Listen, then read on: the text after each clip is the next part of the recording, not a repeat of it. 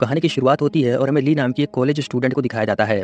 वो पुलिस को फोन करके बताती है कि 45 नंबर बस में धमाका होने वाला है। इसके बाद हमें उस बस को दिखाया जाता है जो सच में धमाके के साथ ब्लास्ट हो गया। ऐसा होते ही ली एक झटके के साथ उसी बस में जागती है। इसके बगल में बैठा लड़का जिसका नाम सैम है, वो इसको पसीना पोंछने के लिए टिश्यू देता है, मगर ये तो उस पर ही बदतमीजी का इल्जाम लगाने लगती है। सैम कहता है ये लड़की झूठ बोल रही है, मैंने ऐसा कुछ नहीं किया। बस में मौजूद सभी लोग सैम को ही गलत समझ रहे थे। ली बस ड्राइवर को पुलिस स्टेशन चलने को कहती है, लेकिन सभी को ये बात इतनी भी ज्यादा बड़ी नहीं लगती कि वो लोग तुरंत पुलिस के पास जाए, इसलिए वो अगला स्टॉप आने तक वेट करे। मगर ली नहीं मानती, इसलिए ड्राइवर इसको बीच रास्ते में ही उतार देता है।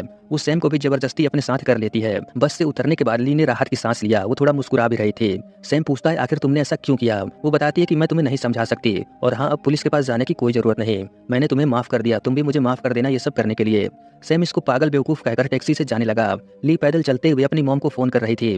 तभी इसे जोरदार धमाके की आवाज सुनाई दिया। वो जैसे ही पलट कर देखती है तभी एक स्कूटर वाला टक्कर मार देता है, जिससे वो रोड पर ही गिर गई। इसे तुरंत हॉस्पिटल लाया गया। यहाँ पर वो सैम को देखती है जो ब्लास्ट में घायल हो चुका है, यानी वो टैक्सी में बस के आसपास ही था। दूसरी तरफ हादसे वाली जगह को दिखाया जाता है। धमाके में बस के साथ साथ और भी बहुत सारी गाड़ियां बुरी तरह से जल चुकी हैं। बस में मौजूद और आसपास के सभी लोग मर चुके हैं। सिर्फ सैम जिंदा है जो हॉस्पिटल में आखिरी सांसें ले रहा है। इस केस की तहकीकात पुलिस ऑफिसर कैप्टन जैंग कर रहे हैं। जैंग आगे चलकर आपको बहुत पसंद आएगा, खासकर पुलिस के प्रति जो हमारा नजरिया है वो बिल्कुल बदल जाएगा। खैर, इसका साथी माइक बताता है कि बस में टोटल 10 लोग थे, लेकिन इन्हें सिर्फ 8 की बॉडी मिली है। सीसीटीवी में देखने पर इन्हें सैम और ली के बारे में पता चला। पूछताछ के लिए वो ली को ढूंढते हुए हॉस्पिटल पहुंचे, मगर ली को तो कुछ भी सही से याद नहीं आ रहा था। तब जैंग इसे वो वीडियो दिखाता है जिसके बाद उसे सब याद आ गया। वो पहले तो इन्हें वही स्टोरी बताती है जो आज इसके साथ हुआ, लेकिन जैंग को इस पर थोड़ा शक होता है। जैंग बहुत प्यार से कहता है कि देखो, डरने की कोई जरूरत नहीं, मैं पिछले 20 सालों से पुलिस में हूँ। मैंने ऐसे ऐसे केस देखे हैं जो नॉर्मल लोग सोच भी नहीं सकते। वो ली को पानी पीने को देता है। यहाँ पर हम नोटिस कर पाते हैं कि जैंग के दाहिने हाथ में कोई दिक्कत है। ली जैंग को बताती है कि ये सब मेरे लिए एक सपने जैसा है। जैंग रिकॉर्डिंग ऑन करके ध्यान से इसकी बातें सुनने लगता है। ली कहती है कि हमेशा की तरह वो आज भी 45 नंबर बस में चढ़ी। वो बस ड्राइवर को भी जानती है, वो बहुत अच्छा इंसान है। इसके बगल वाली सीट पर एक लड़का सो रहा था। ये थकी हुई थी इसलिए वो भी सो गई, लेकिन कुछ देर बाद इसको किसी के फोन बजने की आवाज सुनाई दिया। वो आसपास देखती है कि आवाज कहाँ से आ रहा है, लेकिन तभी अचानक बस में जोरदार धमाका हुआ और ये मर गई। मगर अगले ही पल वो फिर से उसी बस में जागी। इससे लगा कि वो सिर्फ सपना था, लेकिन इसे दर्द का एहसास हुआ जो ज्यादातर लोगों को नहीं होता। कुछ देर बाद इसे फिर से वही रिंगटोन सुनाई दिया। वो कुछ समझ पाती तभी धमाका हो गया। ये बकवास बातें सुनकर माइक से रुका नहीं गया। वो अंदर आकर ली को डांटते हुए कहता है कि हमारा टाइम बर्बाद मत करो। जैंग उसे शांत करते हुए बाहर इंतजार करने को कहता है। ली आगे बताती है कि जब वो तीसरी बार जागी तब इसे पूरा यकीन हो गया कि ये कोई सपना नहीं, इसलिए वो जबरदस्ती बस से उतरने की कोशिश करती है, मगर किसी कारण इमरजेंसी डोर नहीं खुलता और ना ही बस में मौजूद लोग इसकी बातों पर यकीन करते हैं। टाइम पूरा होते ही ये फिर से मर गई। अगली बार इसने बीमारी का नाटक बनाकर बस से निकलने का प्लान बनाया, लेकिन बस में एक औरत थी जिसके पास बहुत सारी दवाइयां हैं, इसलिए ये प्लान भी फेल हो गया। लेकिन ये सब करने में ली ने पता लगा लिया था कि वो ब्लास्ट क्यों हो रहा है। एक डिलीवरी बॉय को बचाने के चक्कर में बस ऑयल टैंकर से जाकर टकरा जाती है। ये बात सुनते ही जैंग अपने साथियों से कंफर्म करता है। एक्सीडेंट होने का तरीका बिल्कुल मैच हो रहा था, लेकिन ये कैसे हो सकता है। ली जैंग से पूछती है क्या आपको मुझ पर यकीन हो रहा है। जैंग कहता है नहीं, लेकिन तुमने जो ब्लास्ट होने का कारण बताया वो बिल्कुल सही है। ली कहती है मैं झूठ नहीं बोल रही, आपको लगता होगा कि मैं पागल हूँ, लेकिन मेरा यकीन कीजिए, मेरे साथ बार बार वही सब कुछ रिपीट हो रहा है। जैंग कहता है तुम्हारे कहने का मतलब है कि तुम एक टाइम लूप में हो, जैसा मूवीज में होता है। अब ली सोचती है शायद इसके सर में चोट लगने की वजह से इसको गलतफहमी हो रहा है। तभी जैंग को इसके साथी का फोन आता है जो खबर देता है कि सैम जो बस से उतर गया था अब वो नहीं रहा। फिर हमें सैम के नजरिए से दिखाया जाता है जब वो ली को पागल कहके जा रहा था। सैम एक गेम डिजाइनर है। टैक्सी में इसके साथी का मैसेज आता है कि वो जल्दी ऑफिस पहुंचे। सैम को बंद जगह में घुटन होती है, इसलिए वो ज्यादातर बस से ही ऑफिस जाता है। थोड़ी दूर आगे जाने पर ये फिर से उसी बस के पास पहुंच गया और देखते ही देखते बस में धमाका हुआ। हॉस्पिटल में मरने के बाद जब वो उसी बस में जागा तब इसको वो सब सपना लग रहा था, लेकिन जब उसने अपने बगल वाली सीट पर ली को देखा तब वो हैरान हो गया। वो ली से पूछता है कि हम पहले कभी मिले हैं। ये सुनकर ली के चेहरे पर चमक आ गई। ली उसे बताती है कि हाँ, हम पहले इसी बस में मिल चुके हैं। मैंने तुम पर गलत इल्जाम लगाया था, तुम टैक्सी से चले गए और फिर हम हॉस्पिटल में मिले। ये सुनकर तो सैम को पसीना आ जाता है। उसे समझ नहीं आता कि इसके सपने के बारे में उसको कैसे मालूम। ली बताती है ये कोई सपना नहीं बल्कि कुछ ही देर में ब्लास्ट होने वाला है। चूंकि सैम पिछली बार का दर्द अभी भूला नहीं, इसलिए वो जबरदस्ती बस से उतरने लगा, लेकिन बस में मौजूद बाकी पैसेंजर ऐसा नहीं करने देते और इन्हीं लड़ाई झगड़े के बीच फिर से ब्लास्ट हो गया। अगली बार जब सैम जागा तब ली पूछती है क्या तुम्हें यकीन हुआ या नहीं। इस बार वो बस का कांच तोड़कर बाहर निकलने की कोशिश करता है, मगर बस में एक पहलवान टाइप का आदमी था जो इसे पागल समझकर पकड़ लेता है। सैम सबको बताता है, लेकिन कोई भी इस पर यकीन नहीं करता। अगली बार जागने पर ली बताती है कि ये सब करने का कोई फायदा नहीं, हमें बचने के लिए कोई और रास्ता ढूंढना होगा। सैम को तो अभी भी यकीन नहीं था कि वो किसी टाइम लूप में फंस गया है। उसे लग रहा था कि किसी ने इन दोनों को हिप्नोटाइज किया है। ली कहती है शायद ऐसा होता, लेकिन प्रॉब्लम ये नहीं है, तुम इसलिए टाइम लूप में हो क्योंकि पिछली बार मैंने तुम्हें बस से उतार लिया था। अगर हम बाकी लोगों को भी बचा लेते हैं तब शायद ये लूप खत्म हो जाएगा। सैम पूछता है लेकिन ये हम करेंगे कैसे। ली कहती है मैं जानती हूँ बस ब्लास्ट क्यों होता है, अगर हम किसी तरह बस को लेट करवा दें तब वो एक्सीडेंट नहीं होगा। इनका प्लान तो अच्छा था, वो फिर से बीमार होने का नाटक करती है, मगर वो भूल जाती है कि इनके साथ एक ओल्ड लेडी है जिसके पास मेडिसिन है। इस तरफ उस टैंकर को दिखाया जाता है जो काफी स्पीड से आ रहा है। ड्राइवर का जो साथी है वो टिकटॉक देख रहा था, जिसकी आवाज से ड्राइवर को परेशानी होता है। वो उसे मोबाइल बंद करने को बोलता है, लेकिन वो तो इसे चिढ़ाने के लिए आवाज और तेज कर देता है। ली और सैम ड्राइवर के पास ही खड़े थे ताकि वो इस एक्सीडेंट को रोक सके, और इस बार ये लोग किसी तरह ड्राइवर को कुछ सेकंड के लिए देर करवाकर उस भयानक हादसे को होने से रोक देते हैं। इन्हें लगता है कि सब कुछ ठीक हो गया, लेकिन ऐसा नहीं था। ये दोनों खुश थे और अपने अपने बारे में बात करने लगते हैं, लेकिन तभी फिर से वही रिंगटोन की आवाज आती है। ली कुछ कह पाती तभी फिर से धमाका हुआ और सभी मारे गए। अगली बार जब ये दोनों जागते हैं तब भी इन्हें पिछली सारी बातें याद थी, यानी टाइम लूप अभी खत्म नहीं हुआ। ली बताती है कि हो ना हो बस में जरूर कहीं बॉम्ब प्लांट किया गया है, और वो रिंगटोन उसी बॉम्ब को ट्रिगर करता है। इसका मतलब अगर किसी तरह ये लोग एक्सीडेंट से बच भी गए तो आगे चलकर बॉम्ब ब्लास्ट में नहीं बचेंगे। ली तुरंत फिर से सैम पर झूठा इल्जाम लगाकर ये दोनों बस से उतर जाते हैं। वो तुरंत पुलिस को फोन करके बस के बारे में बताती है। पुलिस ली से ज्यादा सवाल न करे इसलिए सैम मोबाइल स्विच ऑफ करवा देता है। जैसा कि मैंने पहले ही बताया, इसमें पुलिस वालों का बहुत अच्छा काम दिखाया गया है। वो तुरंत जितना जल्दी हो सके उस बस तक पहुंचने की कोशिश करते हैं, और ये दोनों बहुत ऊंची जगह पर जाकर इंतजार करने लगते हैं। इस तरफ जैंग पुलिस स्टेशन में ही था। वो लोग इस बात पर डिस्कस कर रहे थे कि कहीं ये फ्रैंक कॉल तो नहीं, लेकिन तभी सच में ब्लास्ट हो गया। ये देखकर सैम और ली सोचते हैं कि इसका भी कोई फायदा नहीं हुआ, क्योंकि अब ये दोनों ब्लास्ट में बच गए और इन्हें कोई नुकसान भी नहीं हुआ। इसका मतलब टाइम लूप भी खत्म हो जाएगा, ऐसा इनका मानना था। इस तरफ जैंग ली की कॉल रिकॉर्डिंग सुनता है, जिसमें उसे पता चलता है कि फोन करने वाली लड़की के साथ कोई और भी था। वो हादसे वाली जगह पर अपने साथी को फोन करके ब्लास्ट का कारण पूछता है, जो बताता है कि ये एक्सीडेंट का केस है। जैंग उसे ध्यान से चेक करने को कहता है, क्योंकि ली ने उससे फोन पर बॉम्ब ब्लास्ट होने को कहा था। पूरी सच्चाई जानने के लिए इन्हें उन दोनों से पूछताछ करना होगा, क्योंकि अब हर जगह कैमरा लगा है तो वो जल्द ही पकड़े जाएंगे। बस इसी बात को लेकर सैम घबरा रहा था कि वो पुलिस को क्या बताएगा। अगर इसने सच कहा तब कोई भी इस पर यकीन नहीं करेगा, और ली ने तो ऐसा करके देख भी लिया है। ये दोनों बातें कर रहे होते हैं और जैंग अपने साथियों के साथ इन्हें पकड़ने के लिए आ रहा है। ये जानने की कोशिश करते हैं कि आखिर ये दोनों ही टाइम लूप में क्यों फंसे, कागज पर कितने बजे ब्लास्ट होता है और कितने बजे ये जागते हैं। ये सब कुछ लिखकर समझने की कोशिश कर रहे होते हैं कि तभी जैंग यहाँ पहुंच गया। सैम उस कागज को कचरे में डाल देता है।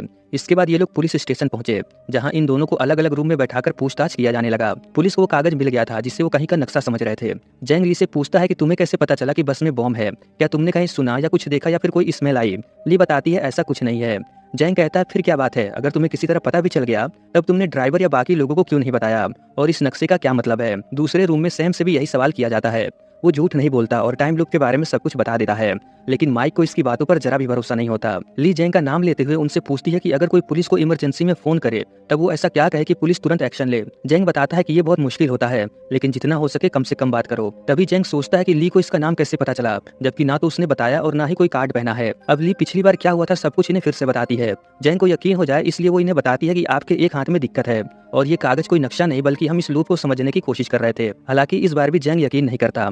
इन दोनों का ब्लड जांच किया जाता है कि कहीं ये ड्रग तो नहीं लिए, लेकिन रिपोर्ट में ऐसा कुछ नहीं आता। इतनी देर में पुलिस वालों ने इन दोनों के बारे में सब कुछ पता लगा लिया है, और एक बात, हादसे वाली जगह पर इन्हें बम होने का सबूत भी मिल गया है। अब पुलिस वालों को समझ नहीं आता कि वो क्या करें, क्योंकि सैम और ली की हर बात सच हो रही है, लेकिन ये सब टाइम लूप के कारण हो रहा है, ये मानना अभी भी मुश्किल है। थोड़ी देर बाद ली सो जाती है, लेकिन ऐसा होते ही वो फिर से उसी बस में जागी। इसके बगल में सैम भी था जो अभी सो रहा है। वो सबसे पहले टाइम चेक करती है, जिसमें पता चलता है कि हर बार कुछ मिनट आगे पीछे चली आ रही है। ये दोनों थोड़ी देर बातचीत नहीं करते, क्योंकि इन्होंने हर चीज ट्राई करके देख लिया, मगर ये टाइम लूप खत्म नहीं हुआ और ना ही इन्हें उस बॉम्ब के बारे में पता चला। ली सोचती है कि चलो इस बार वो सबको बता देती है कि बस में बॉम्ब है, लेकिन इसके ऐसा कहते ही ब्लास्ट हो जाता है। इसका मतलब जिसने भी बॉम्ब रखा है या तो वो इसी बस में है या फिर वो इन्हें देख और सुन सकता है।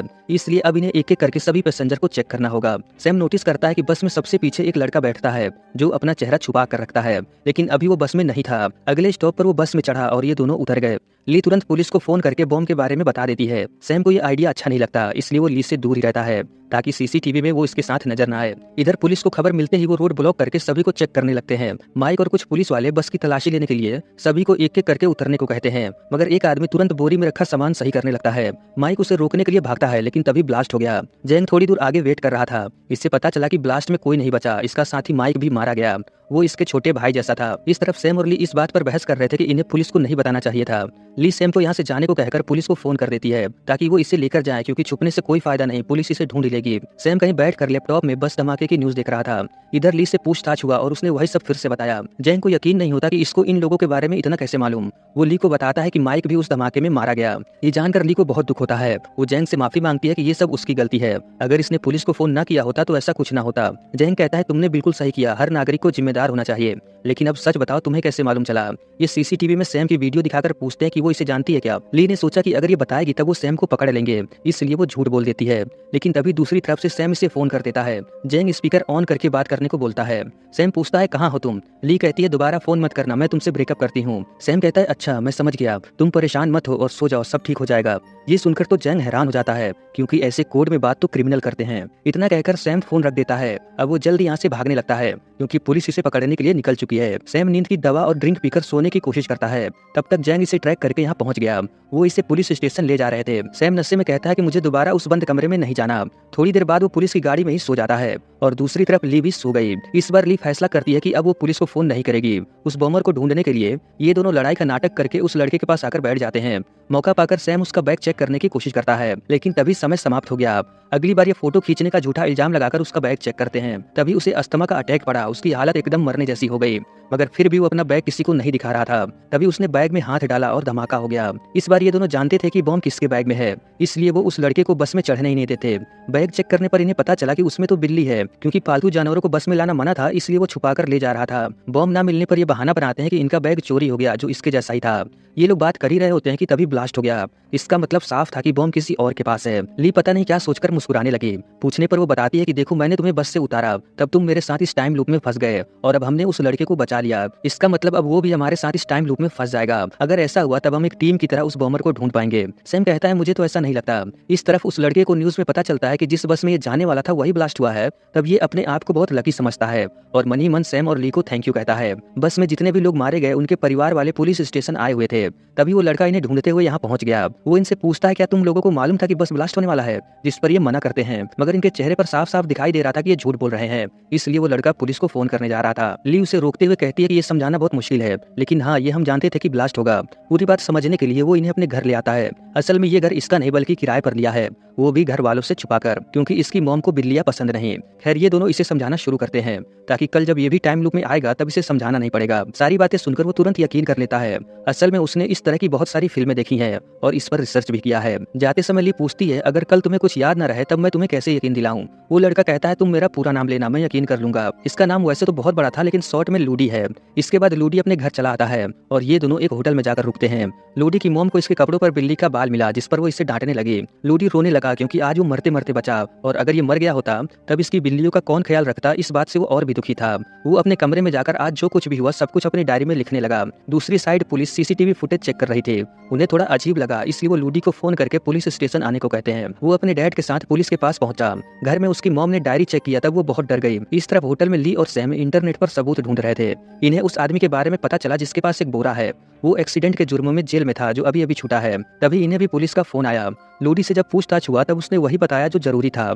टाइम लूप या बॉम्ब के बारे में इसने कुछ भी नहीं कहा, मगर जैंग समझ जाता है कि वो पूरी बात नहीं बता रहा। ये ली और सैम से भी पूछताछ करते हैं। तभी यहाँ लूडी की मॉम वो डायरी लेकर चली आई, जिसे देखने के बाद ये तीनों लोग झूठे साबित हो गए। अब यहाँ से आगे बस में मौजूद उन सभी पैसेंजर की बैक स्टोरी दिखाया जाएगा, जिन्हें हम बहुत शॉर्ट में जानेंगे। सबसे पहले ये आदमी जिसके पास एक बोरा था, हमें लगता है कि शायद उसके पास ही बॉम्ब है, लेकिन वो तो अपने बेटे से मिलने जा रहा था और उस बोरे में तरबूज थे जो इसके बेटे को बहुत पसंद है। दूसरा ये आदमी जिसके पास एक बड़ा सूटकेस था, इन्हें लगता है कि जरूर वही बॉमर होगा, लेकिन किसी तरह जब वो सूटकेस देखते हैं तब उसमें घर का सामान था। असल में इस आदमी के पास इतने भी पैसे नहीं कि वो कमरे का किराया दे सके, इसलिए वो अपने गाँव जा रहा था। बाकी वो औरत जिसके पास काफी सारी दवाइयाँ है, उस पर शक करना ही बेकार है, क्योंकि उसका बैग बहुत छोटा है। बच्चे दो आदमी, एक पहलवान और दूसरा जो हर जगह की वीडियो रिकॉर्डिंग करता है, जरूर ये कोई ब्लॉगर होगा। अब सिर्फ एक ओल्ड लेडी बची है जिसके पास एक पन्नी है। अगली बार ये उसको ही चेक करने वाले थे, लेकिन इससे पहले मैं आपको बता दूं कि ली को लगा था कि वो लड़का भी इनके साथ टाइम लूप में फंस जाएगा, लेकिन ऐसा नहीं होता। अगले दिन जब वो आता है तब उसे कुछ भी याद नहीं था, लेकिन ये उसका पूरा नाम लेकर हर बार उसकी मदद ले लेते थे। क्योंकि अब सिर्फ इस ओल्ड लेडी का सामान चेक करना बाकी था,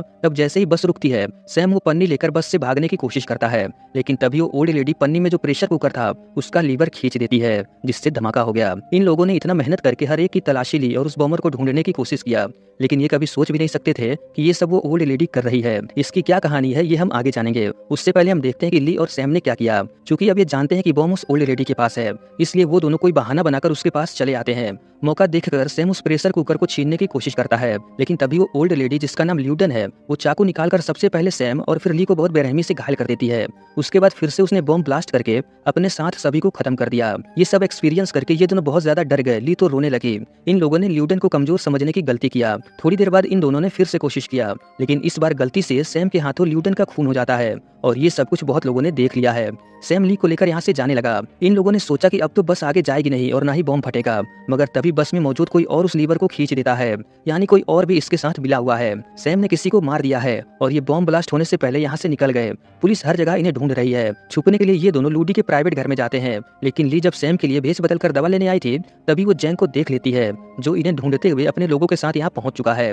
फिर सैम ली को लेकर अपने दोस्त के घर आया। यहाँ भी थोड़ी देर ही रुके और ल्यूडन के बारे में जितना हो सके पता लगाया। खैर अगली बार जब ये जागते हैं तब मोबाइल में लिखकर बाकी लोगों को बताते हैं कि इन्हें क्या करना है, लेकिन मदद करने की बजाय वो लोग तो डर के मारे बस से उतरने लगे। ये देखकर वो समझ जाती है कि कुछ गड़बड़ है और वो लीवर खींच देती है। अगली बार ये सिर्फ लूडी और इस आदमी को बताते हैं। ली बस ड्राइवर को बहुत धीरे से जाकर बताती है कि जब वो इशारा करे तब बस को रोके। इधर सैम, लूडी और ये आदमी इसको पकड़ लेते हैं। अब वो ब्लास्ट नहीं कर सकती। ली ड्राइवर को बस रोकने को कहती है, मगर ल्यूडन चिल्लाते हुए कहती है कि वो बस न रोके और इन सबको मरने दे, तभी इनका बदला पूरा होगा। ये देखकर ली और सैम समझ जाते हैं कि ये भी इसके साथ मिला हुआ है। असल में ये दोनों पति पत्नी हैं। इस बार ली डायरेक्ट बस ड्राइवर से जाकर पूछती है कि ये दोनों ऐसा क्यों कर रहे हैं, मगर ये कुछ नहीं कहता और ल्यूडन धमाका कर देती है। इस बार ये बस से उतरकर ड्राइवर और उसकी पत्नी के बारे में पता लगाते हैं। सबसे पहले वो बस स्टैंड जाकर ड्राइवर का एड्रेस लेते हैं। उसके एक जानने वाले से पूछताछ पर इन्हें पता चला कि वो ड्राइवर जिसका नाम वैंग है वो तो बहुत अच्छा इंसान है, लेकिन उसकी पत्नी थोड़ी पागल सी है। अब इन्हें जानना था कि वो दोनों ऐसा क्यों कर रहे हैं, आखिर उनके साथ ऐसा क्या हुआ। ये जानने के लिए इनके पास सिर्फ एक ही रास्ता था। वो तुरंत पुलिस के पास जाकर जैंग को शुरू से लेकर अभी तक जो कुछ भी हुआ सब बता देते हैं। हालांकि पुलिस को इन पर यकीन नहीं, लेकिन इन लोगों ने जो कुछ भी बताया वो सब सच था, इसलिए पुलिस वाले वैंग के बारे में पता लगाते हैं। इन्हें पता चला कि आज से 5 साल पहले वैंग की बेटी का इसी रोड पर एक्सीडेंट हुआ और उस वक्त वही टाइम हो रहा था जिस वक्त बॉम्ब ब्लास्ट होता है। बस के सीसीटीवी में दिखाई दे रहा था कि वो लड़की जबरदस्ती बस से उतरने की कोशिश कर रही थी और जल्दबाजी में जब वो बस से बाहर निकली तब उसका एक्सीडेंट हो गया। जिस बस से एक्सीडेंट हुआ उस ड्राइवर को छोड़ दिया गया, क्योंकि देखा जाए तब उसकी गलती नहीं थी। इस बार सैम जैंग का पर्सनल नंबर ले लेता है। बस में वापस आने पर ये उस लेडी का फोटो खींचकर सारी डिटेल के साथ जैंग को मैसेज कर देते हैं। इसके बाद ये बस को किसी तरह लेट करवाते हैं। पुलिस तुरंत अगले स्टॉप पर सिविल ड्रेस में आकर खड़े हो गए, लेकिन इस बार वैंग का काफी टाइम सैम और ली ने बर्बाद कर दिया, इसलिए वो बस को अगले स्टॉप पर नहीं रोकता। असल में जहाँ इसकी बेटी का एक्सीडेंट हुआ वहीं पहुंचकर बॉम्ब ब्लास्ट करना इनके प्लान का हिस्सा था। इसकी बेटी की स्टोरी क्या है ये हमें थोड़ी देर में पता चलेगा। खैर पुलिस वाले पूरे रोड को ब्लॉक करके बस को रोकने की कोशिश करते हैं और किसी तरह वो ऐसा कर भी लेते हैं। क्योंकि अब समय बहुत कम था, सैम तुरंत बस का कांच तोड़कर उस बम को जैंग को फेंकने के लिए देता है। जैंग ने बहुत बहादुरी से उस बम को पानी में फेंका, लेकिन वो ब्लास्ट हो गया। इस ब्लास्ट में जैंग बहुत बुरी तरह से घायल हो गया और इस बार कोई भी नहीं मरा। अब जबकि वैंग और उसकी पत्नी पकड़े गए तब उनसे पूछा जाता है कि ये लोग ऐसा क्यों कर रहे थे, मगर ये कुछ भी बताने से इनकार कर देते हैं। कुछ देर बाद इन्हें पता चला कि जैंग नहीं बच पाया। उसका साथी माइक इन दोनों से पूछता है कि इन्हें बॉम्ब के बारे में और जैंग का पर्सनल नंबर कैसे मिला। चूंकि अब इन्हें पता है कि अगर ये कुछ भी कहेंगे तब भी कोई इन पर यकीन नहीं करेगा और शायद इस बार टाइम लूप खत्म हो गया क्योंकि बस ब्लास्ट नहीं हुआ। लेकिन मैं बता दूं कि ऐसा नहीं है, अभी कुछ और होना भी बाकी है। खैर इसके बाद हमें वैंग को दिखाया जाता है जो अपना मोबाइल गाड़ी में भूलकर किसी काम से चला जाता है।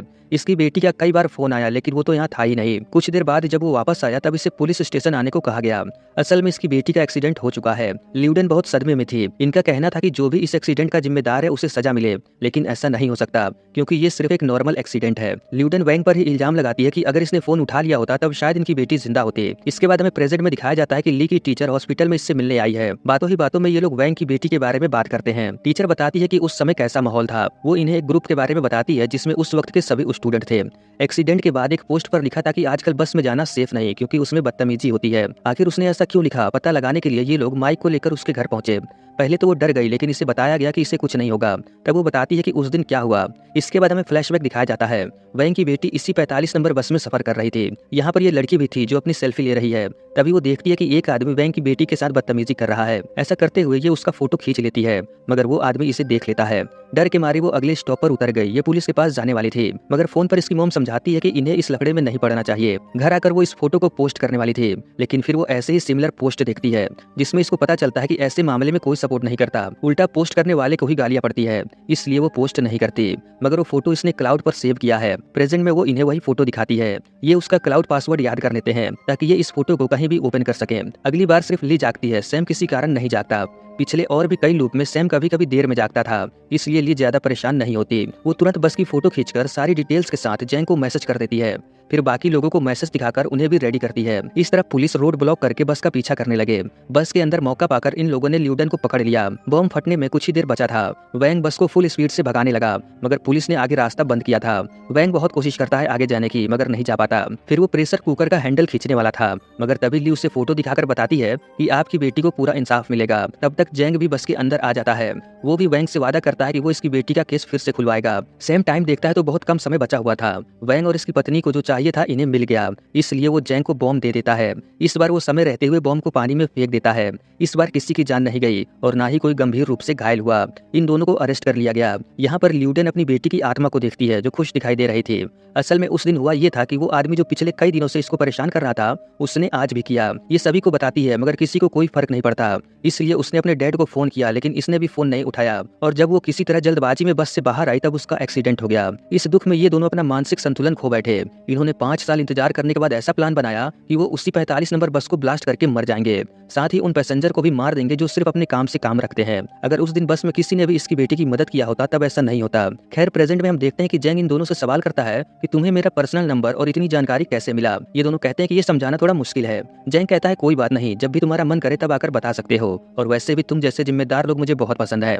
अब यहाँ पर कुछ लोग ये सोचते हैं कि जैंग भी लास्ट में मर गया था, इसलिए वो भी टाइम लूप में है, मगर मेरे हिसाब से ऐसा कुछ नहीं होता। अगर आप पुलिस को कुछ भी जानकारी देते हैं तब मुद्दा वो नहीं होता कि आपके पास जानकारी कैसे आई, जरूरी ये है कि जो बताया जा रहा है वो कितना सच है। इसलिए जैंग इन्हें इतनी आसानी से जाने देता है। अगर कभी सैम और ली इसे सच भी बताते हैं तब वो इन पर यकीन करेगा या नहीं वो तो इसके ही ऊपर है। खैर, इसके बाद सैम और ली अपने अपने घर आकर सो जाते हैं। इन्हें पूरी उम्मीद थी कि इस बार ये लूप खत्म हो जाएगा। इसके बाद हमें एक नया सवेरा दिखाया जाता है। सैम अपने बिस्तर पर जाकर बहुत खुश हुआ, आखिरकार ये टाइम लूप खत्म हो ही गया। वो ली को गुड मॉर्निंग मैसेज भेजता है। इतने दिनों से ये लोग इस टाइम लूप में रहकर एक दूसरे को पसंद करने लगे हैं। पुलिस ने सभी पैसेंजर को धन्यवाद देने के लिए प्रोग्राम रखा था। सभी लोगों को स्टेज पर बुलाकर इनका सम्मान किया जाता है। साथ में सभी को करीब 3.5 लाख रुपए का चेक भी दिया गया। इसके बाद हमें उस आदमी को दिखाया जाता है। वो अपने ऑफिस में था, इसे अरेस्ट कर लिया जाता है। जेल में वैंग उस आदमी को देखकर खुश था, साथ में ऐसा लग रहा था जैसे वो उसे जेल में और सजा देगा। खैर, इसके बाद हमें उन सभी लोगों को फैमिली के साथ दिखाया जाता है जो बहुत खुश है। ये तरबूज लेकर अपने बेटे के ऑफिस पहुंचा, जहां बाकियों ने भी तरबूज खाया। लूडी ने अपनी मॉम को मना लिया, अब उन्हें बिल्लियों से कोई परेशानी नहीं। ये आदमी जिसके पास कोई काम नहीं था, अब उसने डिलीवरी बॉय का काम शुरू किया है। ऐसे ही करके उन सभी की हैप्पी लाइफ दिखाया जाता है। लास्ट में सैम और ली वैंग की बेटे की कब्र पर फूल चढ़ाने आए हुए थे। आगे चलकर ये दोनों शादी कर लेंगे और इसी के साथ ये सीरीज यहीं पर खत्म हो जाता है।